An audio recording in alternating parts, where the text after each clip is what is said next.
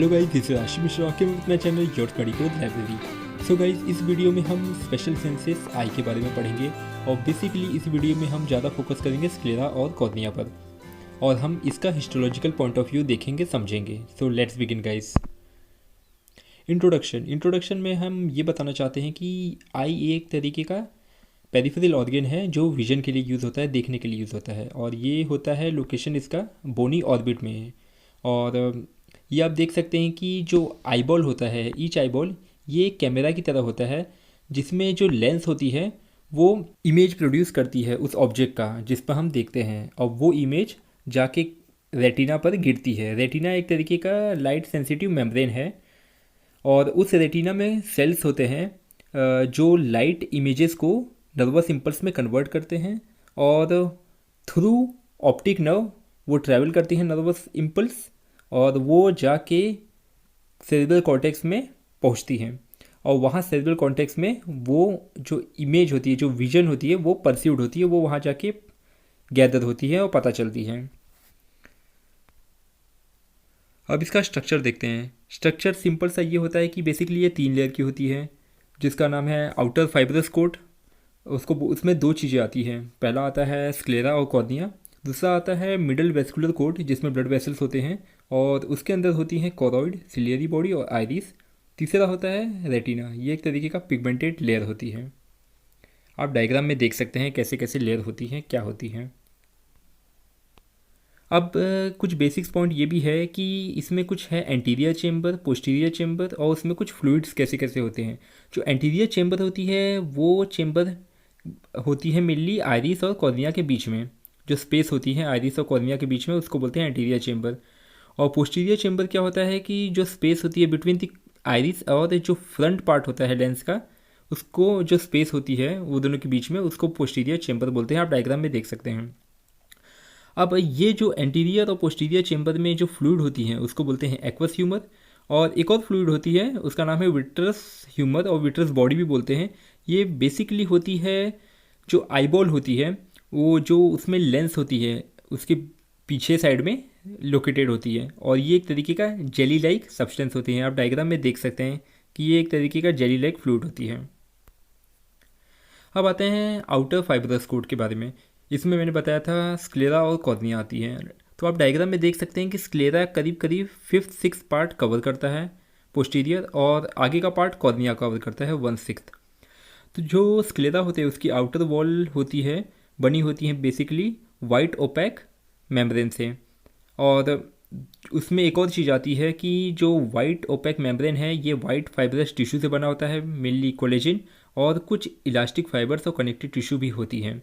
और मेनली इस connective tissue में आती हैं जो सेल्स होती हैं वो फाइब्रोब्लास्ट होती हैं और कुछ पिगमेंटेड सेल्स भी प्रेजेंट होते हैं। अब इसमें कुछ और चीज़ें इंपॉर्टेंट है। जो इसका जो स्क्लेरा का जो लोकेशन है, जो कवरिंग है, मेनली जो एंटीरियर पार्ट होता है वो कवर होता है बाय ऑक्यूलर कंजक्टिवा, और जो पोस्टीरियर पार्ट, जो पीछे का पार्ट होता है, कवर बाय एपिस्क्लेरा और फेशियल शीथ से।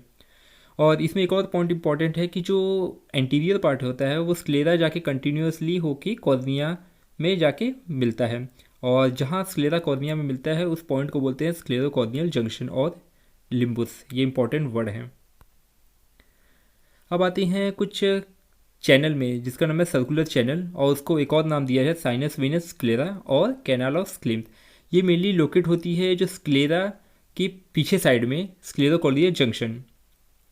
और इसमें एक इम्पॉर्टेंट पॉइंट ये भी है कि ये एक तरीके का स्क्लेरस पर, वो भी बहुत इंपॉर्टेंट पॉइंट है। स्क्लेरस पर क्या होता है? स्क्लेरस पर ये एक तरीके का प्रोजेक्शन होता है टूवर्ड द कॉर्निया, ट्रायंगुलर मास होता है ये स्क्लेरस पर। और एक और चीज़ इंपॉर्टेंट है इसमें लेमिना क्राइब्रोसा। लेमिना क्राइब्रोसा क्या होता है? आप देख सकते हैं जो ऑप्टिक नर्व होती है, ये जो आईबॉल है उसके पीछे साइड से अटैच होती है, और जो स्क्लेरा जहाँ परफोरेटेड होता है उस एरिया से वो निकलती है ऑप्टिक नर्व, और उस एरिया को बोलते हैं लेमिना क्राइब्रोसा। वो इंपॉर्टेंट पॉइंट है, आप डायग्राम में देख सकते हैं। अब कुछ इंपॉर्टेंट फंक्शन होते हैं स्क्लेरा के जो देखना बहुत ज़रूरी है और बहुत इंपॉर्टेंट है। पहला फंक्शन होता है कि ये एक तरीके का प्रोटेक्शन प्रोवाइड करता है कवरिंग के लिए। दूसरा होता है ये इंट्राऑक्यूलर प्रेशर को रेजिस्ट करता है और शेप को मेंटेन करता है। इंट्राऑक्यूलर प्रेशर का मतलब ये होता है जो हमारे आंखों में फ्लूइड होती है, जैसे एक्वस ह्यूमर, विट्रस ह्यूमर होता है, ये इंट्राओक्यूलर प्रेशर के कारण ये फ्लूइड हमारे आँखों में बढ़ जाती है और इसका प्रेशर बढ़ जाता है, और इस प्रेशर के कारण हमें ग्लाउकोमा होने के चांसेस रहते हैं। तो ये रेजिस्ट करता है स्क्लेरा और शेप को मेंटेन रखता है। तीसरा ये होता है कि आई बॉल को मूवमेंट को अलाउ करता है बिकॉज ऑफ दी इसके स्मूथ एक्सटर्नल सरफेस के कारण, बिकॉज ये आउटर कोट है स्क्लेरा, तो इसीलिए ये अलाउ करता है इजीली मूवमेंट को। और लास्ट होता है ये एक तरीके का मसल्स को अटैचमेंट के लिए एक सरफेस प्रोवाइड करता है for the movement of the eye ball.